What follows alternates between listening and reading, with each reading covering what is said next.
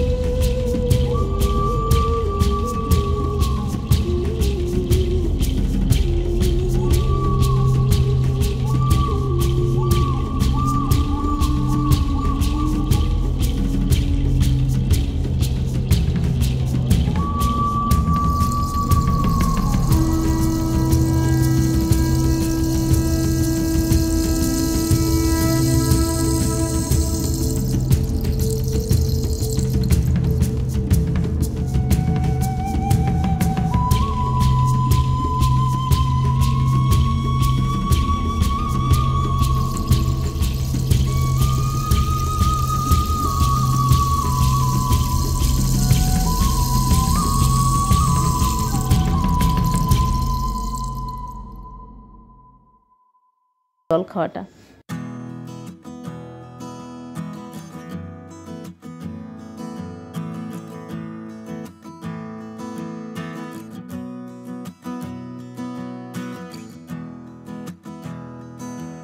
তো এরপরে রান্না শুরু করে দিয়েছি। রান্নার জন্য দেখো, কড়াইয়ে তেল দিয়ে কালো জিরে আর কাঁচা লঙ্কা ফোড়ন দিয়ে দিয়েছি।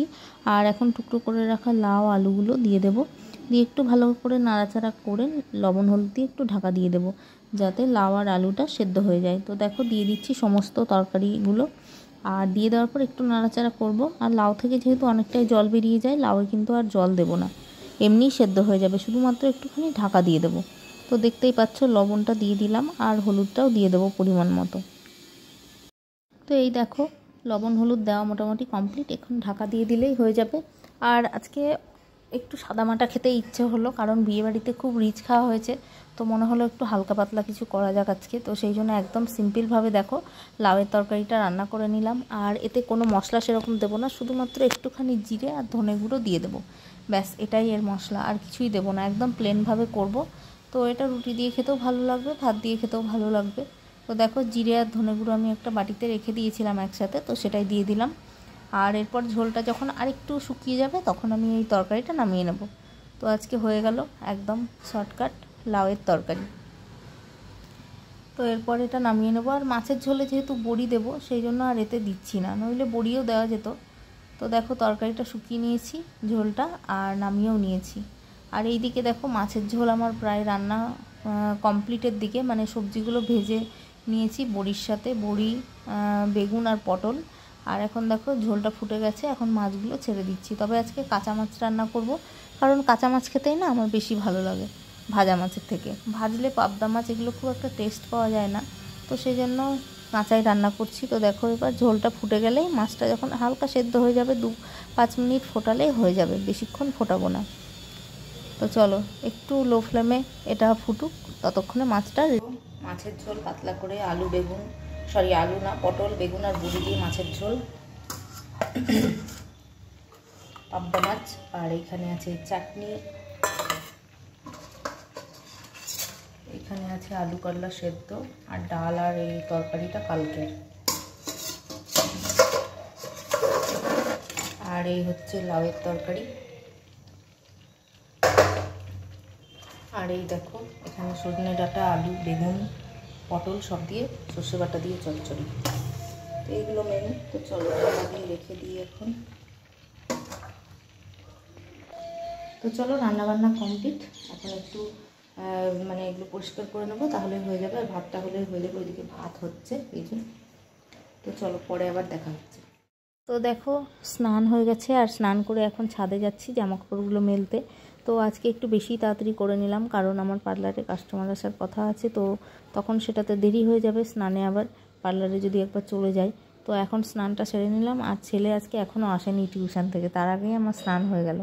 তো ছেলে আসবে 10টার দিকে, আর আমার এখন ঘড়িতে বাজে মোটামুটি 9:30। তো 9:30-র আগেই আমার হয়ে গেছে স্নান, তো সেই জন্যই করে নিলাম। তো চলো প্রচণ্ড রোদ্রে আর বেশিক্ষণ তাকিয়ে থাকা যাচ্ছে না, তো জামাকাপড়টা মেলে নিই।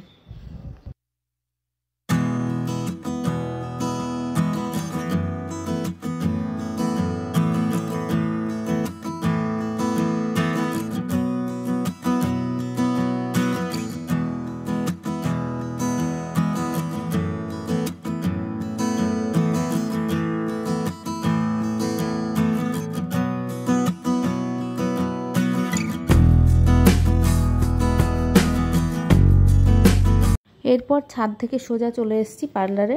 তো যেহেতু সকাল সকাল স্নান হয়ে গেল, তো স্নান সেরে ভাবলাম চলো পুজোটাই এখন করে নিই, সকাল সকাল পুজোটা হলে বেশ ভালোই লাগে। তো পুজোটা এখন করে নেব।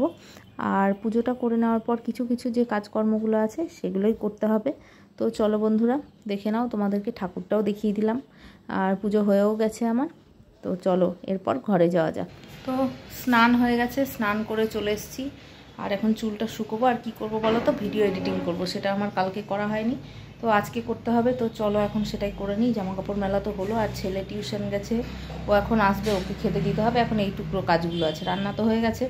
আর এই বিছানাটা একটু ঠিক করবো, ওই চাদর টাদরগুলো হাজব্যান্ড গুছিয়েছে, যেহেতু হাজব্যান্ডই বিছানাটা গুছোয়, তো ওটা সকালবেলা করতে হয় না, কিন্তু একটু আমার একটু ঝেড়ে ঝুড়ে পরিষ্কার, ও অতটা করতে পারে না, ওটা আমি করব। তো ওইটাই এখন করে নিই।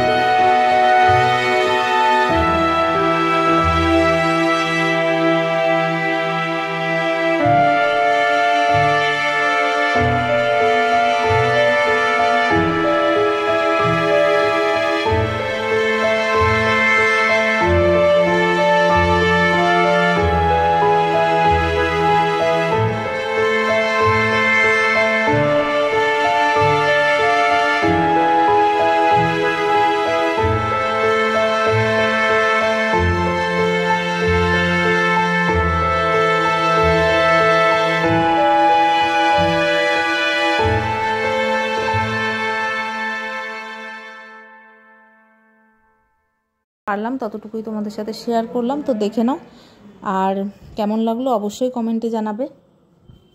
তো ফেসিয়ালের তো অনেক বড় ভিডিও, সেটা তো তোমাদের সাথে এই ব্লগে শেয়ার করা সম্ভব নয়, সেই জন্য 3টে স্টেপ আমার আগেই হয়ে গেছে, আর লাস্ট 2টো স্টেপ বাকি ছিল। তার মধ্যে একটা তো করলাম দেখতেই পেলে, এখন করব 5th স্টেপ। তো সেটা চলো দেখে নাও, যতটুকু পারলাম তোমাদের সাথে আজকে।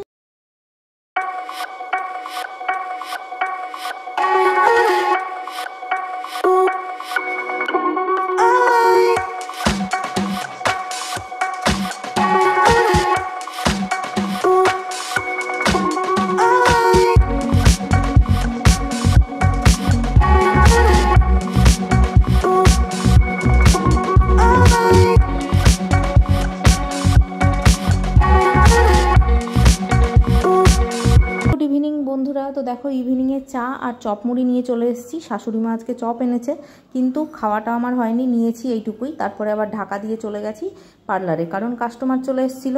তো চলো পরে আবার দেখা হবে। হ্যালো বন্ধুরা, গুড মর্নিং। তো কালকের ব্লগটা রাত্রিবেলা আর শেষ করতেই পারলাম না। কালকে ভেবেছিলাম সামনে এসে কিছু একটু ভিডিও করব বা অনেক কিছু করারও ছিল, কিন্তু কাজ তো প্রচুরই ছিল। কালকে পার্লারে সারাদিনই ব্যস্ত, সারাদিনই প্রায় দুপুর থেকে, মানে সকাল 11টায় আমি পার্লারে ঢুকেছি, 11:30 থেকে পার্লারে একটু আসলাম, খেলাম, একটা ভিডিও করলাম, আবার পার্লারে গেলাম। দুপুরবেলা আসলাম বিকেলে, আবার একটু টিফিন করতে না করতে আবার পার্লারে গেলাম। তো ওই করতে করতে কালকে পার্লারের লং টাইম কেটে গেছে। তো তারপরে ভাবলাম কিছু ভিডিও করব, আর করা হলো না। ডিনার বানানো, তারপরে যখন একটু সেলাই বসলাম, তোমাদের যে বললাম কালকে সেলাই করব, কিন্তু সেলাই আর করে উঠতে পারিনি। তারপরে রাত্রেবেলা বসলাম একদম ডিনার বানিয়ে। তো সেলাই করতে বসে কি হলো চলো তোমাদের একটু দেখাই, দেখলে বুঝতে পারবে। হাতটা আমার এইভাবে গিয়ে আঙুলে সুচটা ঠিক এইভাবে গেঁথে গেল। তারপরে আমি কোনো রকমে এইটাকে ধরে ধরে তুলে তুলে এইরকম, তখন আর না নামাতে পারছি না ওঠাতে পারছি, তখন যাই হোক কোনো রকম এইরকম করে ছুঁচটাকে কোনো রকমে নাড়িয়ে নাড়িয়ে, এই যে এই জিনিসটা আছে না, এইটাকে ধরে ধরে উঠিয়ে ছুঁচটা কোনো রকমে টেনে এইভাবে উঠলো। তখন আমি হাতটা কালকে বার করতে পেরেছি। ঠিক এই দেখো, এই যে কাটা জায়গাটা এখানে ঢুকেছে আর এই দিক থেকে বেরিয়েছে, এই যে এই দেখো। তো এইভাবে কালকে মানে জখম হয়ে গেলাম হঠাৎ করে রাত্রেবেলা। মানে আমার না, তারপরে ঢুকে যখন গেছে, আমি একা বের করব না কি করব সেটা আর বুঝে উঠতে পারছি না। আর টেবিলে, সেলাই টেবিল, ওখানে ঘরে একাই ছিলাম, তো ভাবছি যে সেলাই টেবিলে যদি মাথা টাথা ঘুরে অজ্ঞান হয়ে যায়, কেউ যদি না থাকে, তারপরে কোনো রকমের মেশিনটাকে ধরে আস্তে আস্তে সুচের দিকটা টেনে উঠালাম। মানে আমি মেশিনের চাকাটা না মানে ঘোরাতেও পারছি না, ব্যাক করতে পারছি, এইরকম অবস্থায় আঙুলটা পুরো মাঝখানে। তো এই অবস্থায় আর কালকে ভিডিও করার কোনো ইচ্ছে হলো না, আর ব্যথা করছিল, তো সেই জন্য আর কিছু শেয়ার করতে পারিনি। এই দেখো ছেলে সবে টিউশন থেকে আসলো, তো ওই নিয়ে ব্যান্ডেড লাগালাম। তো জল টল আর নাড়লাম না, রাত্রে কোনো রকমে খেয়ে 2 আঙুল দিয়ে খেয়ে তারপরে শুয়ে পড়লাম। তো এই হলো কালকের ঘটনা। হঠাৎ করে এরকম একদম হাতটা ক্ষত হয়ে গেল এইভাবে। এই প্রথম, এত বছর ধরে সেলাই করি, কোনো দিন এরকম হয় না। কালকে যে কেন এরকম হলো, একদম আঙুলের এপার ওপার সুচটা। আর আমার এখনও মনে পড়লে না গায়ের মধ্যে কেমন করছে নিজেরই। তো যাই হোক বন্ধুরা, কালকে ভিডিওটা আর শেষ করতে পারিনি। তো কালকের ভিডিওটা আজকে এখানেই শেষ করছি। যদি ভালো লাগে প্লিজ লাইক কমেন্ট শেয়ার অবশ্যই করবে, আর চ্যানেলে নতুন হয়ে থাকলে চ্যানেলটাকে প্লিজ সাবস্ক্রাইব করে দেবে এবং পাশে থাকা বেলটা অল করে রাখবে, যাতে নতুন নতুন আপডেট দেওয়ার সাথে সাথে ভিডিওগুলো সবার প্রথমে তোমাদের কাছে পৌঁছে যায়। তো চলো আজকের মতো সবাইকে জানাচ্ছি বাই বাই, গুড মর্নিং। তো বন্ধুরা চলো, আজকে সকালে তো লুচি দিয়ে ব্রেকফাস্টটা হলো। তো লুচি দিয়ে আজকে ব্লগটা স্টার্ট করেছি। আর কি রান্না করেছি সেটা দেখে নাও। আজকে সকাল থেকে রান্নার ভিডিও আর করিনি, কারণ হাতটা ব্যথা করছে, ভালো লাগছিল না, আর সেই জন্য কিছু রান্নার ভিডিও করিনি। তো কি রান্না করেছি সেটা চলো দেখিয়ে দিই। লুচিটা আমি করিনি, লুচিটা আমার ননদ এসছে, ও বেলে দিয়েছে আর শাশুড়িমা ভেজে দিয়েছে। তারপরে করে নিয়ে আমরা সেলাই বসেছি। হাতটা ওরকম হলে কি হবে, ব্লাউজটা তো কমপ্লিট করতেই হবে, তো সেই জন্য। তো চলো রান্নাগুলো দেখিয়ে দিই।